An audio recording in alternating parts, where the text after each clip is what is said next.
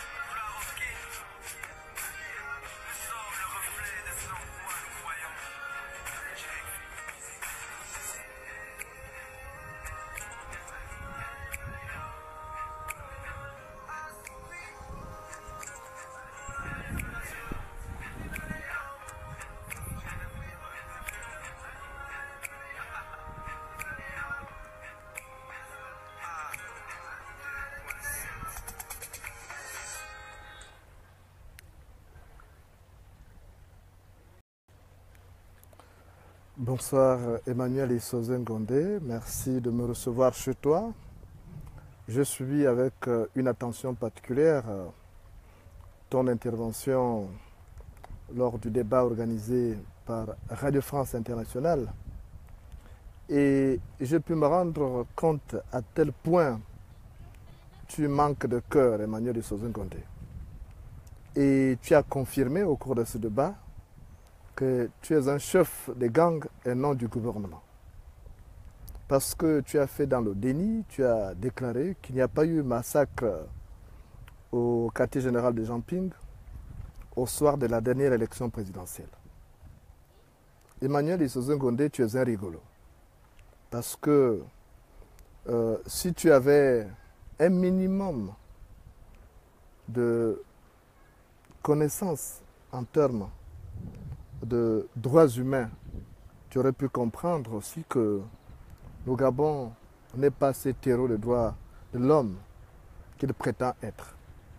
Tu sais très bien, si tu avais aussi un sens d'humanisme, tu aurais pu comprendre, Emmanuel de Sosengondé, que les droits de l'homme ont été violés à outrance au soir de la dernière élection présidentielle. Je me rends compte à quel point la politique t'a rendu aveugle, au point de te faire baigner dans le déni. Et tu es assassin comme ton patron Ali Bongo. Et je comprends que tu défends ton beefsteak. Parce que Emmanuel Issozengonde, si il n'y a pas eu massacre au soir de l'élection présidentielle du 31 août dernier, donc 2016, pourquoi le gouvernement Moutouki que tu diriges s'est empressé d'aller porter plainte à la Cour pénale internationale? Emmanuel Issozengonde. Donc, le gouvernement Moutouki que tu diriges, qui est Moutouki comme toi-même, est allé porter plainte à la Cour pénale internationale parce que tout simplement, il y a eu des magasins incendiés et l'Assemblée nationale brûlée. C'est pour cette raison que ton gouvernement Moutouki est allé porter plainte à la Cour pénale internationale. Tu vois, tu manques de discernement, c'est une grosse bourde que tu as commise. Et si Ali Bongo n'était pas un cancre politique, je crois que rien que pour ça, il t'aurait viré. Parce que ça signifie que vous avez saisi la Cour pénale internationale uniquement par fantaisie. Or, ce n'est pas le cas. Il y a eu des dizaines de personnes qui ont été tuées et des corps ont été retrouvés, même si vous avez tenté d'ensevelir à la hâte d'autres corps. Mais il y a bel et bien eu crime contre l'humanité au Gabon et la Cour pénale internationale statuera là-dessus. D'ailleurs, la mission était déjà à Libreville, à l'invitation de votre gouvernement Moutouki. Et c'est choquant d'entendre de ta bouche pâteuse des déclarations du genre « il n'y a pas eu de massacre ». Donc pour quelle raison Denise Mekam et d'autres membres du gouvernement se sont précipités à pondre une plainte pour aller déposer à la Cour pénale internationale? Ça signifie que tu es cohérent, tout comme ton chef Ali Bongo. Vous êtes incohérent plutôt. C'est-à-dire que vous manquez de cohérence dans votre discours. Parce que si tu étais un homme sérieux, là, tu n'aurais pas déclaré ça. Et ça t'a discrédité à l'international. Ça signifie que tu n'es qu'un pauvre rigolo. Tu n'es pas un premier ministre, tu es un chef de gang. Tu es un chef de bandit. Tu es le vice-chef de bandit. Parce que le chef de bandit, en lui-même, c'est Ali Bongo. Comment tu peux déclarer qu'il n'y a pas eu de massacre? Donc les gens qui sont morts au quartier général de Jean Ping, là, ce sont des animaux, ce sont des moutons, ce sont des chiens qu'on a tués. Parce qu'on peut tuer les chiens, on peut dire que bon, ce sont des animaux. Et même les animaux, au pays des gens civilisés, pas au pays de la légion des sauvages dont tu fais partie, mais au pays des gens civilisés, les chiens ont leurs droits. On ne peut pas tuer les chiens n'importe comment. Il n'y a qu'au Gabon où on constate ça. Pourquoi tu es comme ça? Est-ce que c'est la politique qui t'a rendu ma boule jusqu'à ce niveau-là? Au point de mépriser la mémoire des gens qui sont morts. Parce que vous énervez davantage les Gabonais lorsque vous parlez comme ça.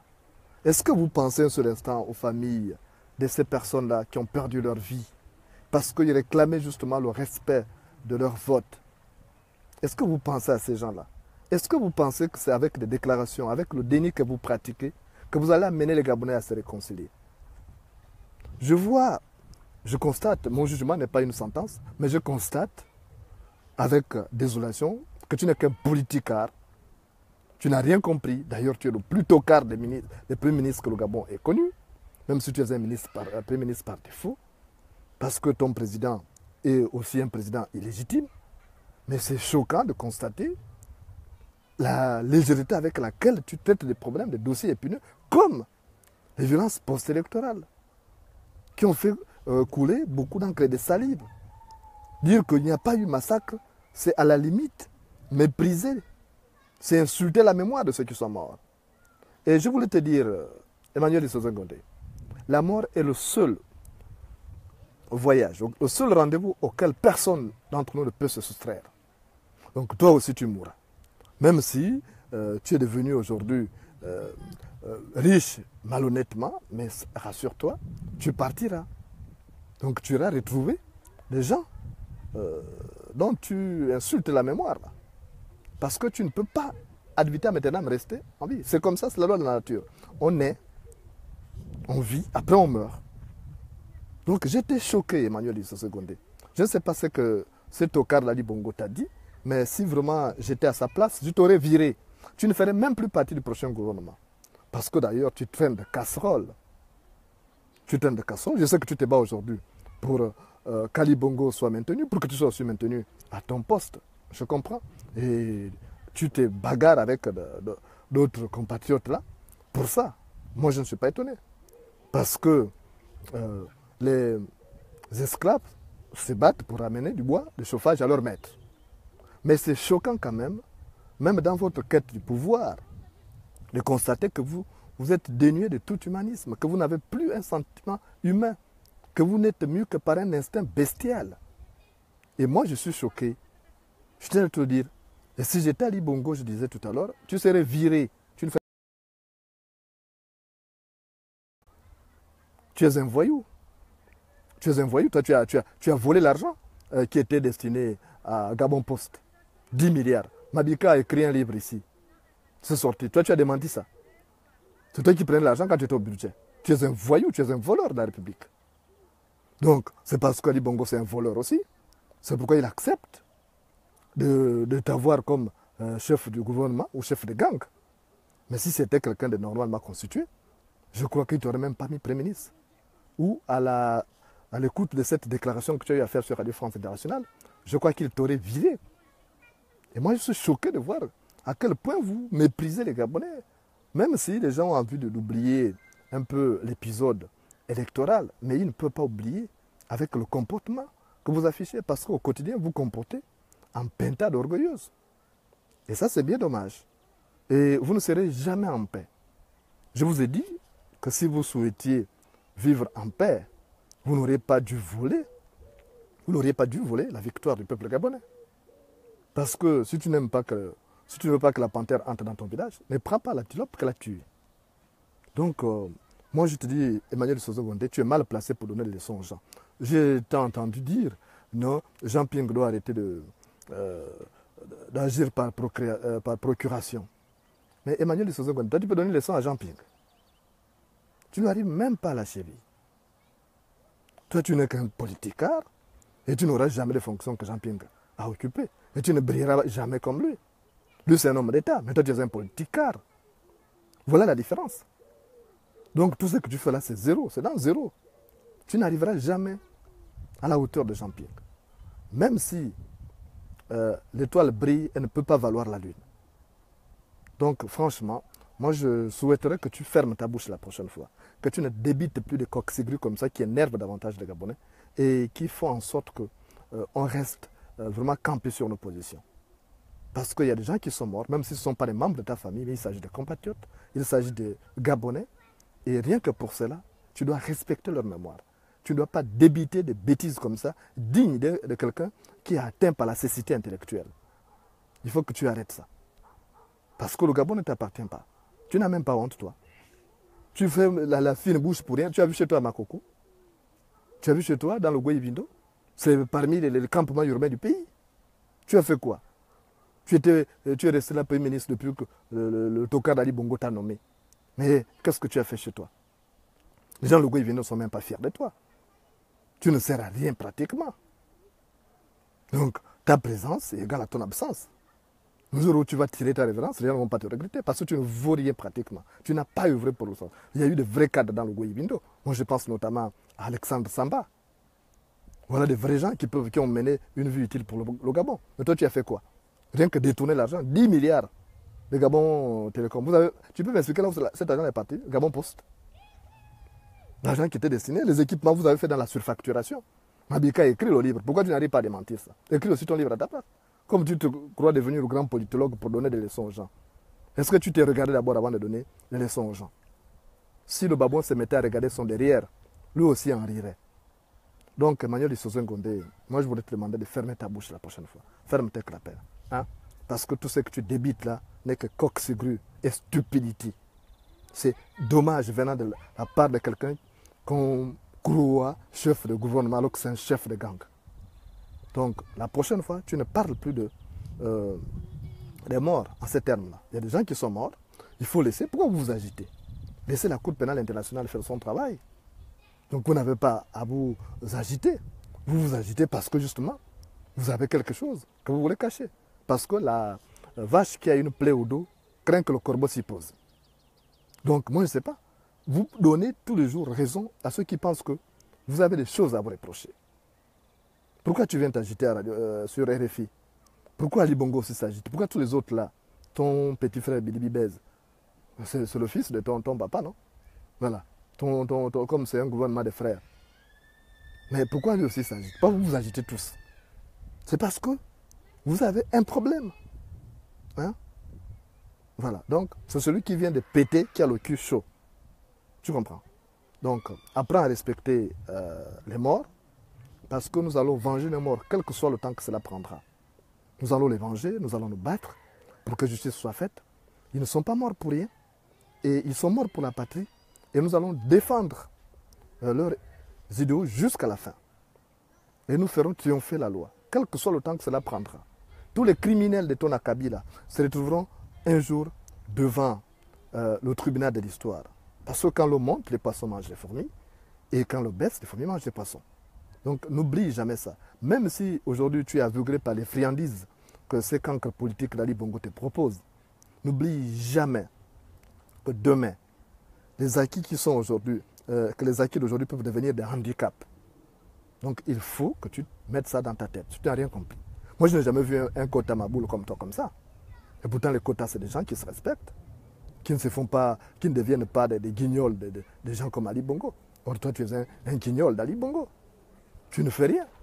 D'abord le pouvoir est géré ailleurs. Toi tu es là rien que pour servir de faire valoir. Et justement c'est ce rôle-là que toi tu as voulu jouer. Il paraît que tu es intellectuel et tu joues, c'est le rôle-là que toi tu veux jouer. Moi je honte à ta place. Parce que tout simplement, un lécheur de cul ne récolte que des paix.